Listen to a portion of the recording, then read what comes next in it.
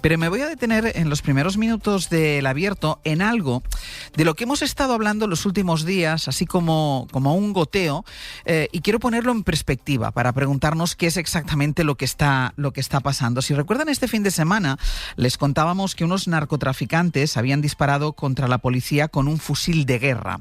Ayer les contábamos que otro narco murió en un tiroteo con los GEO y claro, hay que decir que esto no son situaciones aisladas. La violencia de los narcos en España está a un nivel que no tiene precedentes y esto es lo que señalan diversos testimonios, incluido el de un abogado que conoce perfectamente cómo funcionan estas mafias porque ha dedicado años de profesión a defenderlos. Javier Bañuelos, buenos días. ¿Qué tal, Ángel? Buenos días. Baño, vamos primero con la policía.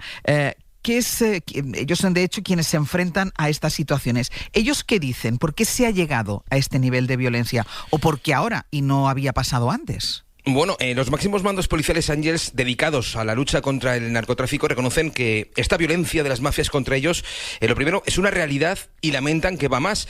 Según nos confirman estas fuentes policiales implicadas directamente en combatir el negocio de la droga, han detectado que los narcos han perdido por completo el principio de autoridad, ni les respetan, ni les temen, nos dicen, y la realidad es que ahora, pues se atreven a enfrentarse a ellos sin pudor, como ocurrió el domingo, como decías, en Toledo, con ese grupo de narcos dominicanos que no dudó en sacar sus pistolas y liarse a tiros contra el operativo del Audico que perseguía a uno de sus cabecillas, o en Sevilla, en Isla Mayor, donde un agente continúa ingresado en la UCI después de recibir un balazo en el abdomen mientras custodiaba un alijo de hachís almacenado en esas conocidas, como las guarderías de los narcos. Según la explicación de la propia policía, Ángels, esta espiral de agresividad del crimen organizado se explica principalmente por la proliferación de armas. Las mafias de la droga llevan tiempo, nos dicen, rearmándose para evitar que otras bandas les roben la mercancía, sobre todo desde la irrupción de la cocaína. Hay un exceso de droga, nos cuentan. Ese exceso multiplica sus nervios y todo acaba en menos autocontrol por parte de las mafias y la conclusión, más violencia contra la policía. Baño, tú has hablado también con un abogado que lleva 32 años ejerciendo y parte importante de estos años trabajando en la defensa de narcotraficantes. Él también está sorprendido, ¿no? Te dice que nunca había visto algo como esto. Sí, si alguien conoce bien, qué pasa por la cabeza de los narcos, es él. No suele hablar así de claro en público, pero lo ha hecho. Es el abogado Ricardo Álvarez Osorio.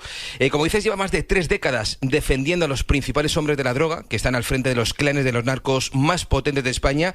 Y este abogado nos reconoce sin pudor y sin ningún tipo de duda que en sus 32 años de profesión no había visto este nivel de violencia contra la policía. Hay una presencia masiva de armas en la calle. ¿Qué hace el traficante? Se nutre de armas y eso genera una espiral y un auténtico campo de minas en el mercado que hace que cuantas más personas tengan acceso a las armas, más fáciles que caigan armas en manos de una persona que no tiene la contención para hacer frente a la policía, por ejemplo, que es algo lo que ha pasado ahora que yo no había visto nunca en 32 años de ejercicio de profesión.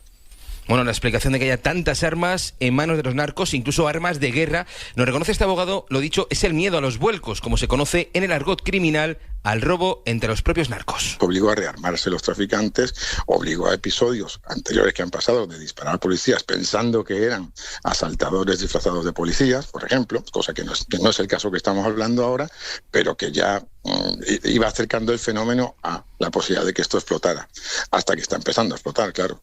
Y está explotando porque las mafias de la droga se nutren de perfiles cada vez más peligrosos para defenderse, secuaces de otras nacionalidades que exportan a España la violencia que impera en sus países de origen, y las fuerzas de seguridad del Estado no siempre cuentan con los medios necesarios para repeler esos ataques, como ocurrió, por ejemplo, en Barbate con el asesinato de los 2 guardias civiles, o este fin de semana en Sevilla. Las armas que se utilizaron, AK-47, tiene una potencia de disparo que atraviesa ese perfil de chaleco. Es una realidad nueva, y la realidad nueva no se puede combatir ni con un modelo antiguo ni con un presupuesto antiguo. La violencia solo engendra violencia, es la frase, Ángels, con la que este abogado terminó nuestra conversación. No augura un buen futuro porque esa cadena de violencia irá, dice, a más. Baño, gracias.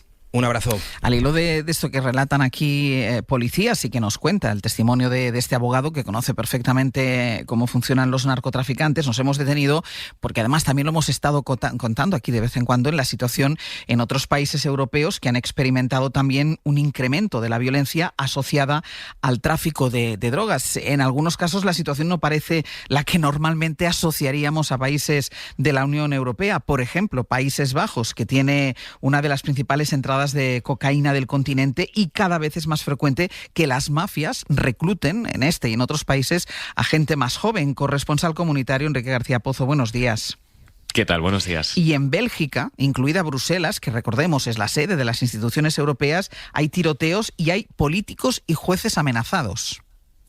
Sí, hace años que aquí en Bélgica se han instalado una serie de mafias que ya operaban en otras zonas de Europa, como la Mocromafia en Países Bajos o traficantes procedentes de Marsella. Pero los datos y lo que nos cuentan los expertos es que estamos viendo también aquí un aumento de esa violencia, y además una violencia sin complejos, ¿no? Sobre todo hablamos de tiroteos que prácticamente vienen a ser semanales en el caso de Bruselas. En cualquier caso, siempre, y esto hay que subrayarlo, o casi siempre, esa violencia se da entre las propias bandas. Es decir, se acota esa violencia a enfrentamientos entre ellas, precisamente por hacerse con el control de la venta en pueblos, ciudades o barrios capital. Y esto ha ocurrido muy rápido, Ángels. ¿Por qué? Primero porque el puerto de Amberes ha desbancado a Rotterdam y es ya la principal vía de entrada de la cocaína en Europa. En 2023 se batió un récord. Se requisó 116 toneladas en el puerto, lo que suponía casi la mitad de toda la cocaína requisada ese año en la Unión Europea. Segundo, porque Bélgica, como Países Bajos, es receptor de droga, pero también es productor y distribuidor, porque aquí hay laboratorios clandestinos donde se hacen drogas de diseño o drogas sintéticas que luego se distribuyen, se venden a todo el continente. El año pasado hubo 92 tiroteos registrados solamente en la capital, en Bruselas, y dejó 7 muertos, según datos de la Fiscalía. Y estos enfrentamientos sí que han dejado víctimas, digamos, civiles o vecinos que han muerto porque simplemente pasaban por allí. Es el caso de la muerte de una niña de 11 años por un disparo en el puerto de Amberes, por un ajuste de cuentas entre las bandas. Los narcos aquí también son cada vez más violentos, también con las fuerzas de seguridad. Recordaréis seguro esa imagen de hace unos meses de dos chavales que salieron de una boca de metro con 2 Kalashnikov y empezaron a disparar al aire y nunca los pilló la policía. Hace unas semanas, una jueza de Amberes que estuvo amenazada por los narcos advertía del riesgo de que Bélgica se convierta en un narcoestado.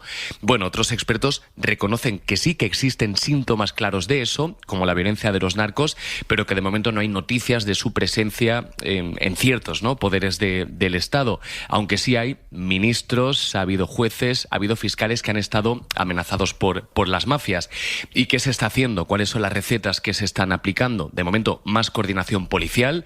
Esto es algo importante en un país muy descentralizado, donde en ocasiones las policías no se comunican. Y hemos visto cómo esto ha sido responsable de que se haya tardado en poner en marcha ciertos operativos policiales.